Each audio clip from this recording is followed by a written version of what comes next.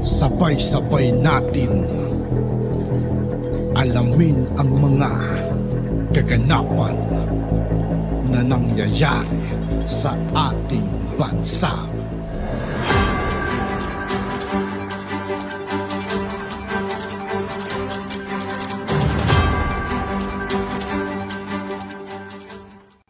Yo, what's up mga kaibigan? This is I2K po again.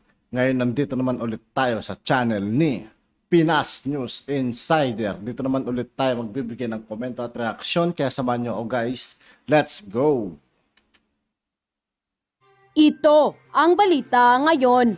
Trending at viral ngayon sa social media. Ang di umano'y balitang Pangulong Bongbong Marcos nakahanap na di umano ng solusyon para maprotektahan ang totoong public information.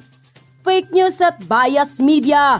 Wawakasan na. Ito ang mainit na balitang Di pa kasi isa na itong mga kaibigan, ano? Itong mga bias mainstream media na paghahalatang anti-Marcos, anti-Duterte itong mga ito nakakainis lang. Pinutakti ngayon ng samut-saring komento mula sa marami sa ating mga kababayan at marami rin sa kanila ngayon ang hindi napigilan ng kanilang sarili na maglabas ng kanilang hinaing at komento sa mundo ng social media. Pero bago ang lahat, kung bago ka pa lamang sa aming channel. Sa lahat ng hindi pa nakasubscribe mga kaibigan kay Pinas News Insider, mag-subscribe na po tayo at huwag nyo rin pong kalimutan mag-subscribe dito sa aking channel.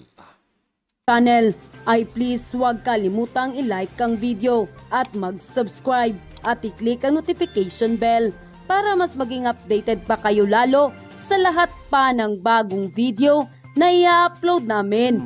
At ito na nga mga kababayan, kamakailan nga lamang isang mahalagang kaganapan ang ginanap, ang 14th edition of International Conference of Information Commissioner sa PICC Pasay City, kung saan tayo po ang host ng kaganapang ito at buong mundo po ng mga Information Commissioner ang nakadalo sa kaganapang ito. Ang International Conference of Information Commissioners ay isang network ng mga Information Commissioner at Ombudsman mula sa buong mundo na regular na nagpupulong upang talakayin ang mga napapanahong issue na may kaugnayan sa proteksyon at pagtataguyod ng karapatan sa pangpublikong impormasyon. Ang misyon ng International Conference of Information Commissioner ay magbahagi ng kaalaman at pinakamahuhusay na kagawiang palakasin ang kapasidad at kumilos bilang kolektibong boses sa international na fora upang mapahusay ang akses ng mga tao sa pangpublikong impormasyon at ang kanilang kakayahang panagutin ang mga pangpublikong katawan. Ang pag-host ng Pilipinas sa conference ngayong taon ay pinangunahan ng Freedom of Information Project Management Office sa ilalim ng Presidential Communication Office matapos mahalal bilang host noong Hunyo 2022 sa 13 ICIC sa Puebla, Mexico. At ang kaganapang ito ay napakalaking karangalan sa ating Pangulong Bongbong Marcos dahil ito pa po ang pinakaunang nangyari sa South Asia ginanap at tayo ang nag-host ng nasabing kaganapan. Ibig sabihin, na-recognize na ng buong mundo ang Pilipinas at sa panahon pa ni Pangulong Bongbong Marcos ito nangyari. At kung umunlad pa po ang ating ekonomiya, magkakaroon na po tayo ng network of information sa buong mundo para mag-promote at protektahan ang totoong public information at para malabanan ng fake news at bias media. Lalo na yun mga kaibigan, yan yung mga yan. Jessica, Karen, Mel Chanco, at si Clavio. Yung mga yan, dapat to, tinatanggal na yung mga yan. Pinapalayas na sa Pilipinas yung mga yan. Lalo na si Karen, di ba? Walang palabra di honor yung babaeng yan.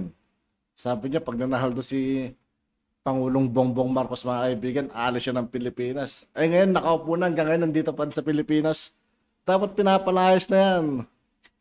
Dahil walang puwang sa lipunan, ang pagbabalita ng hindi tama.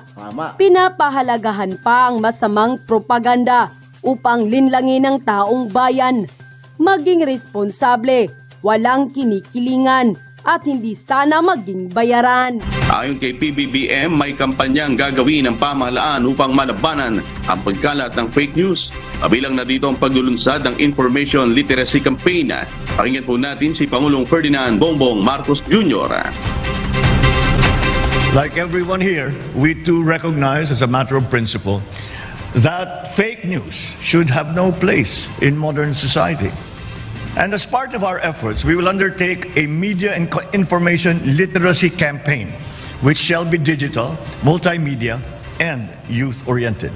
Samantala, hindi naman mapigilan ng marami sa ating mga kababayan na magbigay ng kanilang hinaing at komento sa mundo ng social media. At ayon pa sa kanila, dapat lang maparusahan lahat ng bias media at wag nang bigyan ng permit to broadcast ang mga network nila. Sangayon ako dyan, ang bibilis nilang magbalita pag may nakita silang hindi pa or sa kanila. Pero yung mga kagandahang nagawa ng gobyerno, ayaw nilang ibalita. Tanggalin na yung mga yan. Maraming vlogger ngayon, patas pang magbalita. Kasi may mga takot sila. Ang mga media, grabe talaga. Harap-harapan mga kaibigan yung mga bias mainstream media, harap-harapan pambabastos sa gobyerno ang ginagawa ng mga yan. Nakakagigil yung mga yan mga kaibigan. Lalo na si Juan, Rappler. Wala silang takot. Kahit tanggalan pa ng lisensya ang mga bias media, kukunti na naniniwala at nanonood sa kanila. Lalo na sa news, ang mga sponsors nila unti-unti nang umaalis. Mulat na sa isipan ng mga tao, panahon na magdidiktas sa kanila. ICIC dapat lang para matigil na at maparusahan ng mga journalist na nagpapakalat ng maling balita na malaking hadlang sa pag-unlad ng ating bayan. Dapat sa kanila bitayin. Dapat talagang tanggalan na ng mga lisensya ang mga bias media. Isa yan sa paglinis ng ating lipunan. End quote. Good afternoon, Mr. President. The proposed Horizon 3 phase of the AFP modernization plan requires 500 million pesos. Where are we in this program, and are you planning any big-ticket defense procurements? How well I'm planning to? How far are we in the modernization plan? Oh, there are several phases to it. We've pretty much coming to the end of the first phase. We will then move on to the next schedule that we have agreed upon, especially from our supply. Where will we acquire the equipment? Where will we acquire the most importantly, actually, is the training. So I've asked our commanders, of the AFP and the service commanders, of course, the chief of staff, na tignan natin so that because we have to address the present dangers that we are facing in the Philippines. So that is, I think, the best guide for us as to what we will procure. So, kung ano yung schedule natin, medyo na-atras lang ng konti because of the pandemic, but now we are proceeding back to our established schedule. Hopefully, we will catch up, and in a year, maybe two, we will already be back to where we were supposed to be at that time before the pandemic. Thank you, Mr. President. Creseline Catarong, SMNI. Good afternoon, sir. Sir, may we have your comment po patungkol sa report ng PSA na tumaas ang bilang ng mga Pilipinong may trabaho batay po sa May 2023. Ang bilang po ng mga Pilipinong may trabaho po batay sa May 2023 labor force survey. Well, yes, ito yung talagang priority sa atin is trabaho. Kaya't lahat naman ng ating ginagawa sa ekonomiya ay para mabigyan ng hindi lamang yung underemployed na klase na trabaho, kundi yung magandang trabaho na may future, may benefits, lahat yan. Kaya yun ang aming binibilang. Kaya nakakatuwa naman at dahan-dahan ay umaakyat yung numero ng employed dito sa Pilipinas. Because ang sinimula namin, 17% halos ang unemployment rate. Ngayon, mga 6% na lang. Kaya yun pa rin. At ang punot dulo nitong lahat ay trabaho talaga. Kailangan magkaroon ng economic activity para magkaroon ng trabaho ang ating mga kababayan. And slowly, hindi naman basta sinabi natin mangyayari. Kailangan marami pa tayong talagang gawin. The bureaucracy, the economy are complicated systems that need time to adjust to the initiatives that we have introduced in terms of policy, in terms of digitalization, in terms of the new skills and processes that we want to adopt for that for the issues that have been raised in terms of making the Philippines a more investor-friendly place. And sometimes pag sinabi natin investor, lagi natin inisip foreign investor. Hindi lamang foreign investor. Yung local, marami namang local na gustong mag-invest. Ayusin lang daw natin muna ang patakbo ng mga departamento. Yun na nga, yung ease of doing business na lagi nating nababanggit. Thank you, sir. Thank you. Thank you, Mr. President. Last question, Ivan Mayrina, GMA 7. Yeah. Good afternoon, Mr. President. May we have your thoughts on the Love the Philippines tourism campaign video? And as a follow-up, diretsohin ko na, does Secretary Tina Frasco still enjoy your trust and confidence? Yes, absolutely. No question. I spoke to her. I have been actually in touch with her since all of this came to the fore. At nakita ko naman, mabilis ang galaw niya, that she terminated the contracts that were in question. She has also since then